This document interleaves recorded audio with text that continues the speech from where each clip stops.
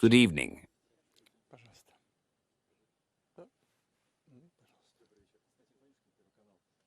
Your visit to China is unprecedented. You have been working for 4 days. During this time, you have seen the chairman of the Chinese embassy many times. How do you assess the results of the Russian-Chinese talks and, most importantly, this long-term visit? As you said, it is indeed a long-term visit, due to the fact that there were several events here. When we planned this work, we planned it in such a way that there was no need to travel to such long distances several times. I would like to remind you that the summit was in Shows, followed by a trilateral meeting between Russia and Mongolia, China, and a visit to the People's Republic of China. I must say that such a format of work allows us to talk not only at the negotiating table, but, most importantly, in an informal setting. To meet many times and to discuss any topic of mutual interest in an absolutely informal and friendly atmosphere. This turned out to be very important and very useful. As for the results, they are very positive in my opinion. The documents that were adopted, and adopted by all participants, are aimed at the future. In this regard, I would like to note the Chinese initiative on global governance. It seems to me that it is very timely and important. This initiative is aimed at the positive work between the countries that have gathered at the summit in China and our possible partners among the countries that do not wish to declare this partnership to this day. All this together and the unity of all those who have gathered is a very important demonstration of a positive attitude and confidence that we will be able to achieve our goals. Lana Samsonia, Interfax. I would like to continue the topic of your visit to China on the bilateral agenda. A solid package of documents on the results of your visit was signed, and probably, first of all, these are documents related to the Siberia 2 project. This project has become the leitmotif of all high-level negotiations recently, and even an indicator of the relations between Russia and China in the world. What do you think about the agreements that have been reached? Is it possible to say that the ideas that exist about the relations between Russia and China in the world and attempts to interfere with them affect the relations between the two countries? To be honest, I do not even understand what you are talking about. I am busy with my current work, and I try to be less distracted by all sorts of rumors and speculations, as you said. This work has been carried out for a long time, and our partners and I have been discussing it for a long time. There have been several routes, and they have pros and cons. The negotiations have been going on for a long time, for more than a year. But we all know that the world economy, despite the fact that in many countries there is a recession, for example, in the leading economies of the Eurozone, is developing, especially in the Asia-Pacific region. The demand for energy resources is growing, including in the Chinese economy, which continues to be one of the locomotives of the world economy. The growth rate is more than 5%. Some people say that this growth comes from the base, but the rate of GDP growth has decreased. Yes, it has decreased, but the base has grown over this time, and the 5% that we are seeing today is already 5% higher than it was 10 to 15 years ago. And what does this lead to? It leads to an increase in demand for energy resources. Finally, we have found a consensus of negotiating parties. You know, there is no charity here on either side. These are mutually beneficial agreements. They are implemented on the basis of market principles, based on the principles that are in force in this region. And, by the way, the price for this product is formulated not on the basis of today's prices, but according to a certain formula. This formula is purely objective and market-oriented. Therefore, there is a growing demand in the Chinese economy, and we have the opportunity to supply this raw material. In the end, this is not a prelude to our meeting. This is just the result of the many years of work of economic entities on both sides. Of course, this will create competitive advantages for our Chinese friends because, I repeat, they will receive the product at high market prices, not at some high prices, as we see now in the same Eurozone. And most importantly, this is a stable supply, a reliable supply. Everyone is satisfied, everyone is pleased with this result. Frankly speaking, Gazprom, one of our leading companies, is also expanding its new markets. In general, through Mongolia, we will have 50 billion. What we have now is 38 billion, and then a couple of more routes, which will also increase. In general, we will get more than 100 billion cubic meters of gas.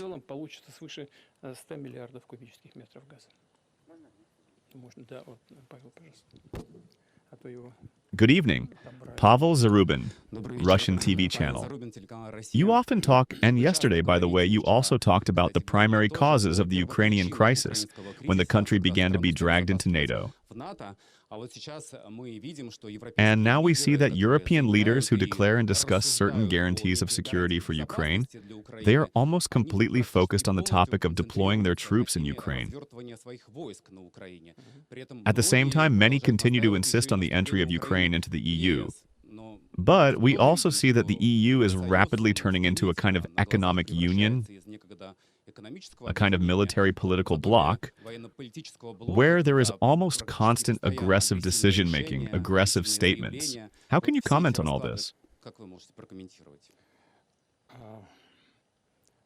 I agree with those who believe that each country has the right to choose its own security system. This applies to all countries, including Ukraine. But this also means that the security of one country cannot be ensured by the security of another country, in this case, the Russian Federation. We have always opposed Ukraine being a member of this North Atlantic bloc, but we have never questioned its right to engage in economic and economic activities as it wishes, including membership in the EU.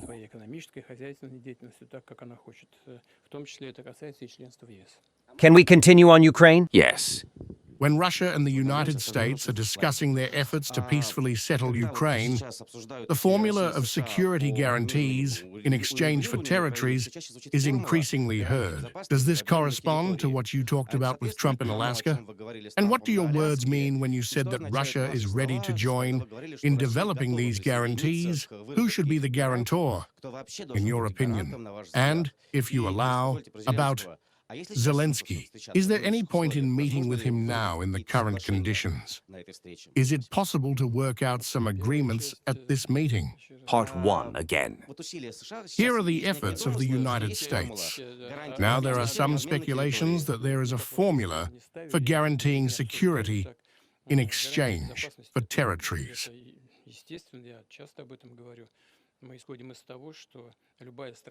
No, we have never put the question like that and have never discussed it like that. Security guarantees are natural. I often talk about this. We proceed from the fact that any country should have these guarantees, a security system, and Ukraine is no exception. But this is not connected with any exchanges, especially with exchanges of territories. In general, frankly speaking, I want to emphasize this, we are fighting not so much for territories, but for human rights and for the right of people who live in these territories to speak their own language, to live within the framework of their culture, and within the framework of traditions that have been passed down from previous generations, from their fathers, from their grandfathers, and so on.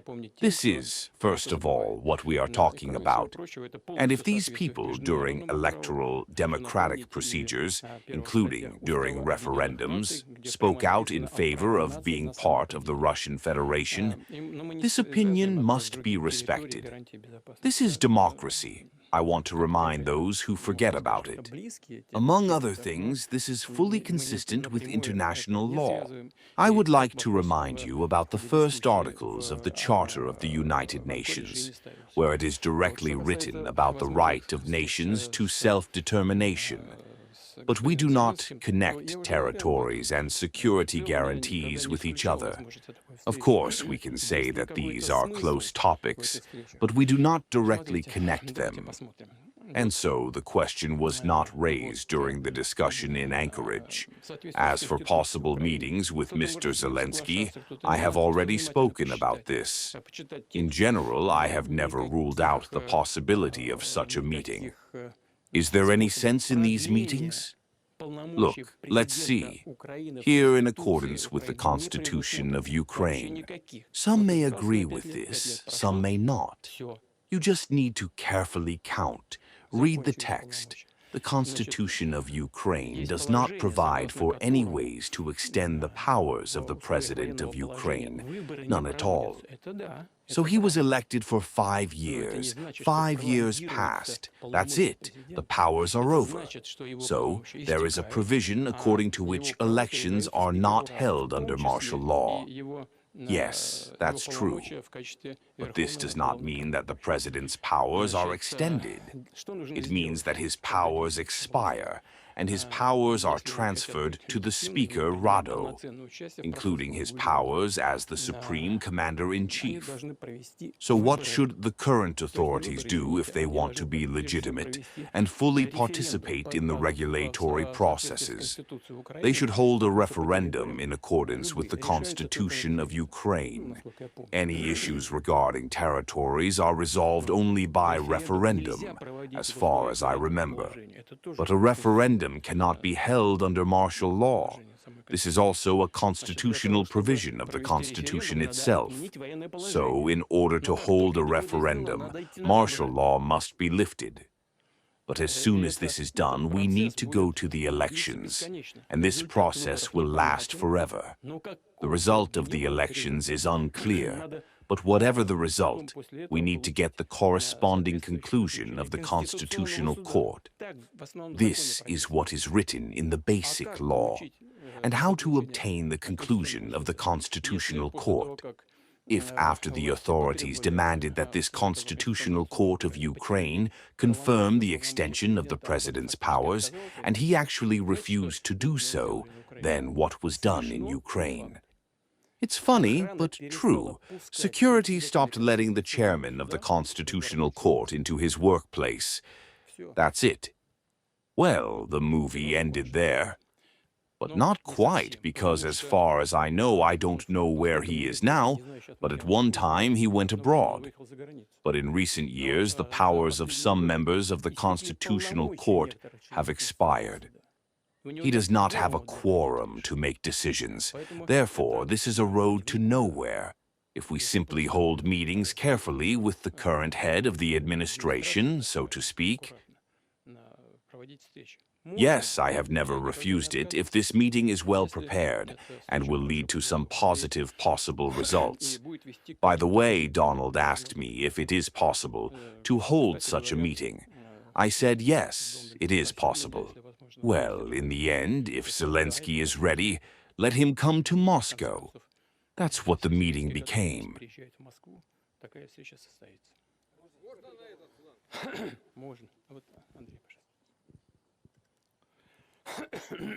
Andrei Kolesnikov, Gazeta Kommersant. Good evening. Good evening. Do you think that the multipolar world, which you talked about in the Munich speech in 2007, and the new impetus of which are Russia, India, and China, is finally created? Or is there something to strive for? And one more question. A few hours ago, the German Chancellor, Mr. Merz, called you perhaps the most serious military criminal of our time. What do you think about this? Just a couple of hours ago. It is clear. As for whether the multipolar world has developed or not, in general, its contours, of course, have developed, but at the same time, I would not talk about some dominance in this multipolar world. After all, when we talk about multipolarity, it does not mean that some new hegemons should appear. No one asks such questions, not within the framework of the ASHOS, not within the framework of the BRICS. All participants in international communication should have equal rights and all. From the point of view of international law, should be in the same position. Yes, of course, there are economic giants, such as India, China, by the way, and our country is among the 4 largest countries in the world in terms of purchasing power parity. This is all in reality today. These are not our calculations. These are the calculations of international organizations. But this does not mean that someone should dominate in politics or in some other sphere, including in the sphere of security. Therefore, we do not agree that some new dominating states should appear. Everyone should be equal. As for the statements that you just said, Peskov also told me about this literally a few minutes ago. What do I think about this? I think that this is an unsuccessful attempt to take responsibility for the tragedy that is happening now in Ukraine. What do I mean? Let me remind you, as I have said more than once, that in 2014, the ministers of 3 European countries came to Kiev and put their signatures under a document that was essentially an agreement between the current government, then President Yanukovych, and the opposition. And in accordance with this agreement, all controversial issues of political nature should have been resolved in the constitutional field, peacefully, by law. And literally, a day later or the next day, there was a coup d'etat, bloody and cruel. None of these guarantors moved a finger to return the situation to the legal field. This is where the conflict began, because immediately after that, events began in Crimea. Immediately after that, the Kiev regime carried out hostilities using armored vehicles and aviation against the civilian population of those regions of Ukraine that did not agree with this coup d'etat. And then all our attempts to solve this problem by peaceful means were put to the side and, in fact, publicly refused to implement the Minsk agreements. So, who is to blame for the tragedy that is taking place? Those who brought this situation to this point by ignoring Russia's interests in the sphere of its security. If someone thinks that you can treat the people of our country so indifferently, they should know that we will never allow such things to happen. When Russia looks involuntarily at the events that are taking place around it and does not react in any way.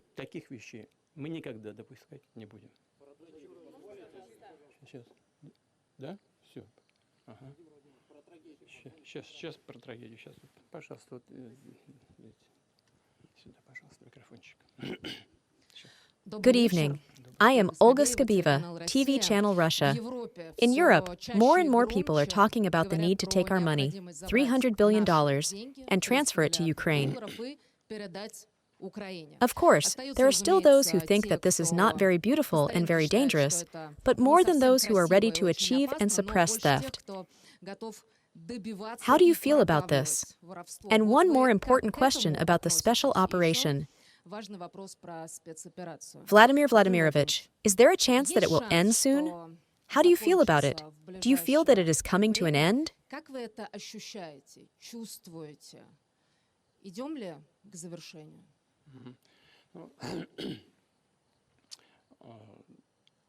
I will probably start with the second part, since it is the key one.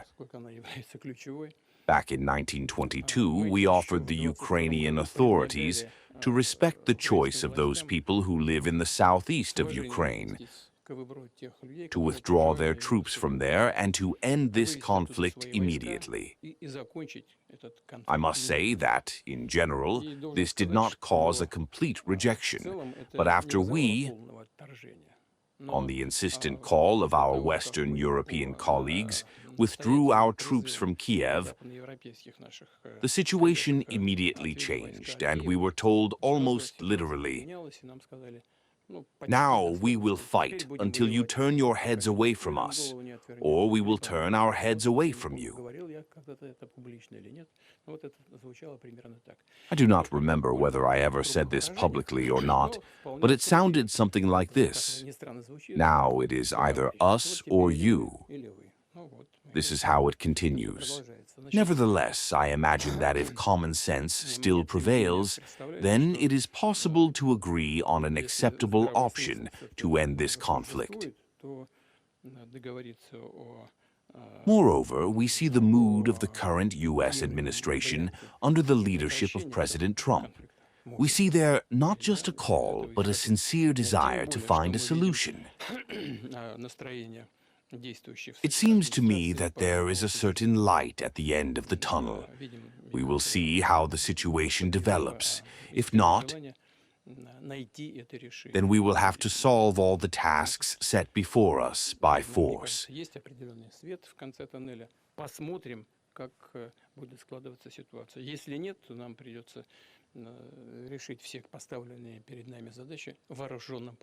You did not answer the question about Europe. If it is possible, could you tell us about the theft of money? We have already said this many times. I hope you will not say anything new here. We said that someone wants to take it. Someone does not. Those who are smarter do not want to. Yes, this is true. This is true even without any irony and without trying to deceive those who are more stupid. Why? Because those who are smarter are people who are engaged in finance and economics. They understand that this will destroy all the principles of international economic and financial activity and will undoubtedly cause great harm to the world economy and international finance. Because in many countries of the world, there are already alliances that are trying to implement their own economic development plans within certain regions. In this case, economic separatism will only intensify, and the overall financial and economic order will be destroyed.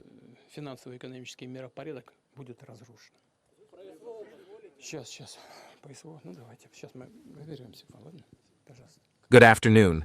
Zvezdak Kovishnikov, Konstantin. Could you share the latest information about the situation in the special military operation area?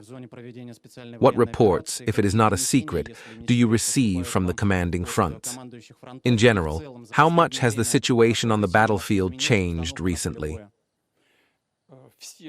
All groups of the Russian armed forces are advancing in all directions. They are advancing successfully at different paces. Well, almost in all directions. I will not read it out. If you represent the Zvezda TV channel, you know the names of these groups and the direction of their combat operations. How does the enemy react to this? What we see is that it is trying to plug holes, as it is called, by transferring the most capable units from one region, which is quite difficult for it, to other areas of combat operations, which it considers more critical. For example, if my memory serves me correctly, quite recently, it is necessary to check, of course, we are in Beijing and in Moscow. Today, nevertheless, the enemy transferred the 95th Brigade from the Sumy direction to another area. What? Is it easier for them there in the Sumy direction? No, they just replaced it with less capable units, and the 95th Brigade was transferred to where it considers more critical. And this is the case across the entire line of combat contact, from one area to another. It is impossible to relax. It can be anything. It can be preparation of some reserves in order to carry out some actions of such a more or less large-scale nature. But preliminary analysis of our military experts shows that the enemy does not have such capabilities in the armed forces of Ukraine today. They are not capable of conducting large-scale offensive operations. They are engaged only in maintaining the existing borders. This is not a single example. It happens almost across the entire line of combat contact. This is evidence that, as not only we consider, but also, by the way, Western experts, that there are fewer and fewer reserves in the armed forces. But the combat-ready units are not more than 47–48% equipped today. This is already the most critical feature of the situation. Nevertheless, combat actions are both difficult and cruel, so there is no need to make any predictions here, and the analysis is exactly what I was just talking about.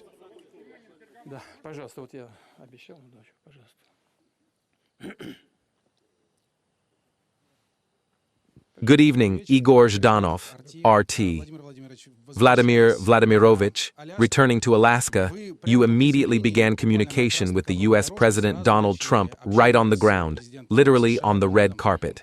Then, after the photograph, you got into the car with him and continued your communication there. Could you please tell us what you were talking about? What language you were speaking? Some details of your conversation? Well, of course, we were speaking in English, but the broken part of my vocabulary remains partially intact. At the very beginning, I already said this at the press conference. I told him, "I am very glad to see you, dear neighbor, healthy and alive." But in the limousine, while we were driving, it took us 30 seconds to get there, so we were talking in general phrases.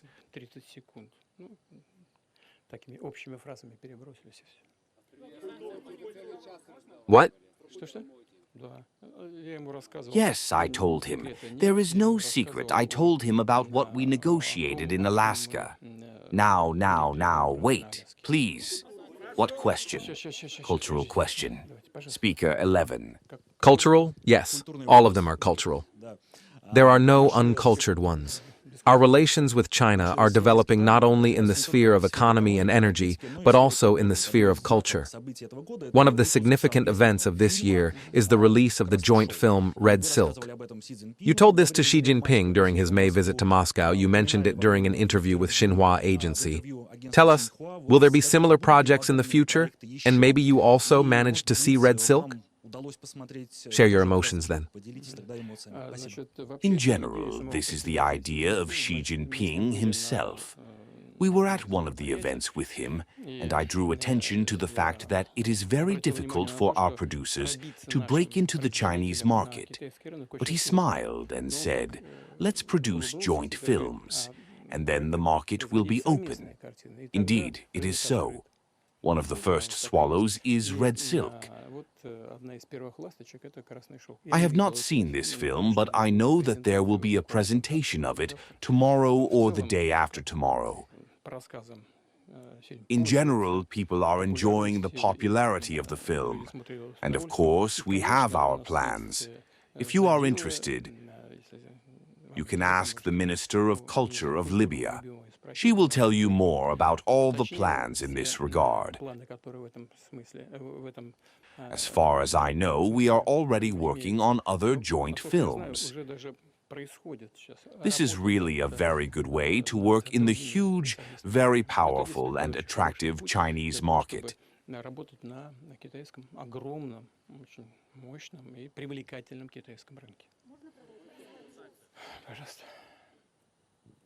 Vladimir Vladimirovich, if you don't mind, let us continue with the topic of cinema. A film has just been released in the West in which one of the characters is you. The film is called The Kremlin Sorcerer.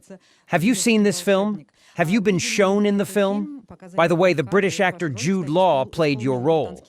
Maybe you know him? I haven't seen this film, and this is the first time I've heard about it. I can't comment on anything because I don't know. And then, if you don't mind, I will continue with another topic. You have just touched on the topic of health. Today, by chance, there were footage on the air in which you and Chairman Xi discussed age, immortality, organ transplantation. I didn't even record my attention to this. Do you really think that people will be able to live for 150 years or longer? Yes, when we were going to the parade, the chairman was talking about it. Yes, Mr. Berlusconi was actively developing this topic at one time. Well, yes, modern means of healthcare, medical means, even surgical ones related to organ transplantation, allow humanity to hope that active life will not continue as it is today. The average age in different countries is different, but nevertheless, the life expectancy will significantly increase. You know, I don't remember what year it was given, but I think it was in the 1950s. I need to look it up. I may be mistaken, but I will tell you what it is about. By this year, in my opinion, in the 1950s, there will be more people on the planet over 65 years of age than 5-6-year-old children. This will have both social, political, and economic consequences. This is what we must think about when we talk about life expectancy.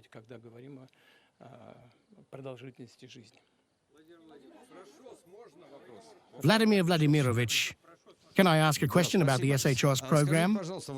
Yes, thank you. Please tell me, going back to the topic of your visit, this SHOS summit was probably the largest in the history of the organization. What is the role of this organization in the current turbulent world? And will SHOS be able to become a kind of political alliance that will more effectively resist the threats coming from the West? SHOS is not designed to resist anyone. We do not pose such a challenge to ourselves. I would like to draw your attention to the fact that during the discussions and bilateral meetings, nothing that could be called a confrontational beginning has ever occurred. First of all, we are all set to work together with a positive outcome. We are not thinking about how to outplay someone or how to achieve better results in the philosophy of competition. No, we are just thinking about how to better organize our own work and how to achieve positive results by working together. That is what SHOS is all about. Can I ask a question on the same topic? You can. Excuse me, please? Vladimir Vladimirovich, please tell me now the 19th package of sanctions is being prepared by Europe, and it is no longer a threat to us, but to our partners. How do we feel about this? You have spoken to a huge number of SHOS members and partners who may be seriously affected by this, including India and China. What do they think about this? How can we react to this? And who do you think will be more affected by this? You know, oddly enough, we have not discussed this topic. Why? Because, to be honest, it does not concern us. These events in Ukraine are just a prelude to resolving economic issues in relation to a number of countries whose economic relations do not please someone. For example, yes, there is a disproportion in trade between the United States and India, the United States and China. But there is no disproportion in economic relations between Brazil and the United States. This is the first point. The second point is that the deadline was set for August 8th, and additional sanctions were introduced against Brazil on August 6th. What does Ukraine have to do with this? Although there were references to Ukraine. What does it have to do with it? It has nothing to do with it. There is a problem there. There is a problem in the internal political situation, including the relationship between the current authorities and former President Bolsonaro. What does Ukraine have to do with it? It has nothing to do with it. This is the first point. The second point is that, yes, there are some problems and imbalances in trade, but, in our opinion, they still need to be resolved during the negotiation process. We have just held very long, detailed consultations with some of our partners. I will not talk about it now. And we also have such an imbalance with some of them. It is not in our interest. But what are we striving for? We are striving to reach an agreement with our partners on what they could offer us, what we could offer them, and to find a solution to these problems during this joint work. And we are succeeding, by the way. With one of our partners, we have 3 times more deliveries to our market than we deliver to our partner's market. 3 times. So, we are gaining patience and looking for a solution. This is the first point. The second point is that there are countries like India, which has almost 1.5 billion people, and China, which has 1.3 billion people, with powerful economies, but also with their own intra-political laws. You see, when they say from the outside, we are going to torture you, we are going to punish you. But how can the leadership of such powerful, large countries, which have gone through very difficult periods in their history, related to colonialism, related to attempts to invade their sovereignty for a long period of time, how should they react? But if one of them shows weakness, that's it. The political career is over, just as the colonial era ended. It is impossible to talk to such partners in such a tone today.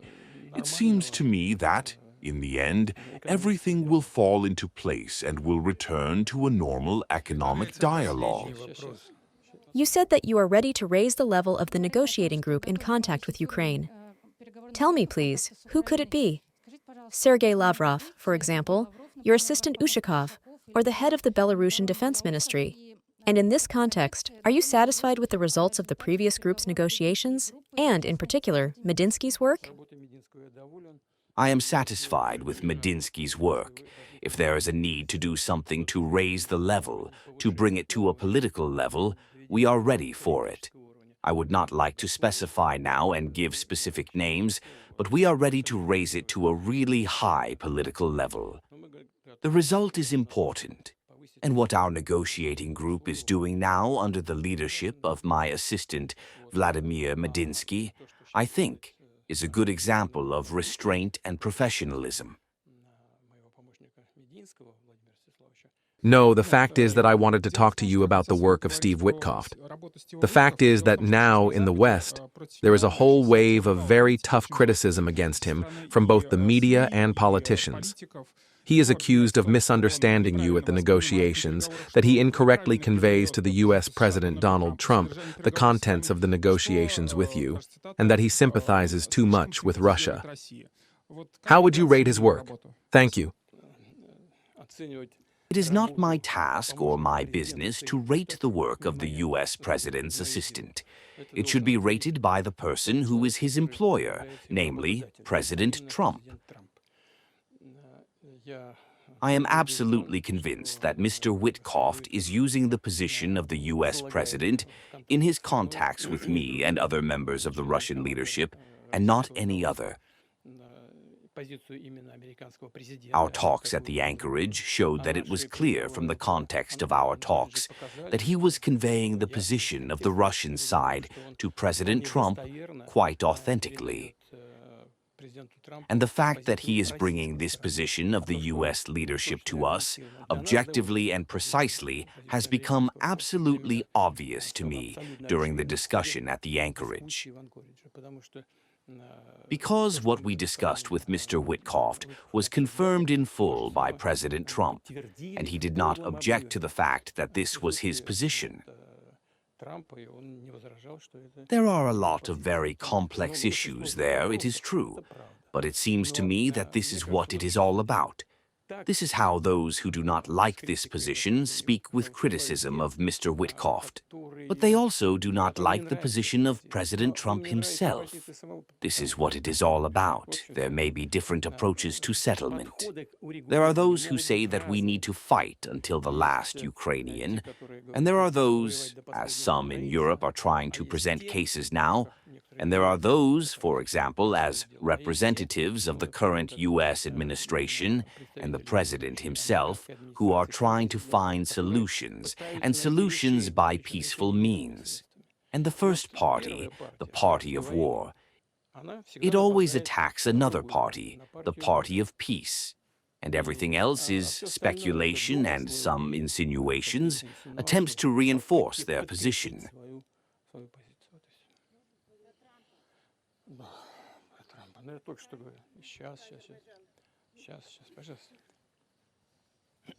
President Trump commented on the parade today and said that he hoped that Xi would remember the American soldiers who helped China in the Second World War.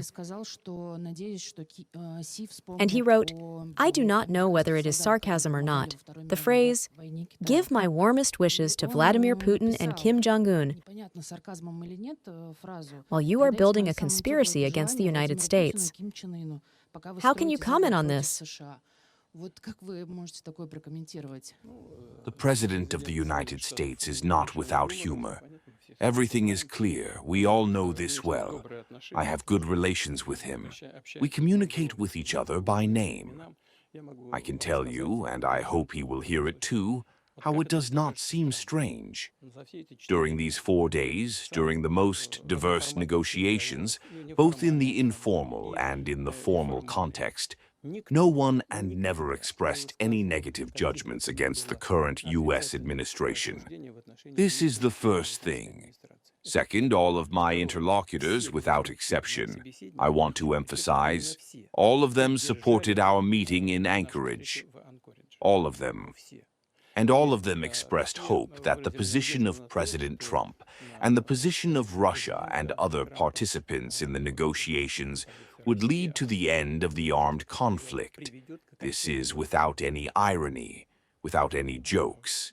Because, as I say, the public will see and hear it all over the world. This is the best guarantee that I am telling the truth. Why? Because it will be heard by the people I talk to during these 4 days, and they will definitely say, yes, it is true. And I would never have done this if it were not so, because then I would look pale in front of my friends, allies, and strategic partners. This is exactly how it was, as I said. And once again, I would like to return to what I told your colleagues on my right. The activities of the USSR and the activities of our partners, including strategic partners, are not aimed at fighting anyone. They are aimed at looking for the best ways to develop ourselves, our countries, our peoples, our economies. Please. Ariye Novosti, Olga Samsonova, Vladimir Vladimirovich. Various statements have been made to Russia from Baku recently, and we would like to know from you how you yourself assess the current state of relations between our two countries, what has actually happened between us, and how we can establish a dialogue. Thank you. You said that you wanted to ask questions. I will answer briefly. Well, there are always some questions arising from the current situation or some political situation in relations between our countries. There are problems. Well, today we said hello to President Maliev. I said hello to him and his wife. We exchanged a few words, but I believe that the fundamental relations between Azerbaijan and Russia and mutual interest in their development will eventually take their place. May I ask you about the fighters? Please, about the fighters. Valentin Alfimov, Komsomolskaya Pravda. Vladimir Vladimirovich, we talk a lot today about peace in Ukraine, about the agreements between the countries, what Europe offers, what Ukraine is afraid of, your opinion. But I think we did not touch on one question, perhaps the most important one. Each of you asks the most important question. You regularly receive reports from the battlefields, and we know that you regularly communicate with the commanders in the trenches and with the fighters in the trenches. What do they say about peace? Are they ready to accept a truce or these agreements? Or do they insist on fighting to the very end, to the victorious end? I would like to stress that they, in the vast majority, stand for Russia to achieve all its goals set out at the beginning of a special military operation. Everything else is secondary. And how? Of course, by peaceful means, by peaceful means. We offer them, in the direct and figurative sense of the word, to repeatedly see how this process will develop, including with the assistance of the current administration. Vladimir Vladimirovich, Elena Nefedova, Gazeta Izvestia. At the summit in Anchorage, you invited Donald Trump to visit Moscow and meet with you there. Tell me, please, is there any preparation for this meeting? Are there any agreements already? And maybe even the approximate dates of the meeting are known? The dates are not known. There is no preparation for the meeting. But the invitation is on the table. Yes, please. Vladimir Vladimirovich, Lyudmila Alexandrova, Moscow Komsomol member. You say that Russia and China stand for a just world order based on a global majority. Tell me, please, in the current world system, what is unfair in your opinion, and what mechanisms could solve this? It is unfair, of course, that this is a unipolar world. And the fact is that we are going to build our relations not on the basis of the majority, but on the basis of the idea that everyone, that is, not on quantity, but on ideological considerations, builds their interaction. And the idea, I have already said this, is that the world should be multipolar, and this means that all members of the international community should be equal, and there should be no more equal ones. And the unipolar world should cease to exist, including in the interests of those, in any case, the peoples of those countries whose leadership still defends this reviving and, one might say, revived system. Let's finish here. Thank you very much. Goodbye.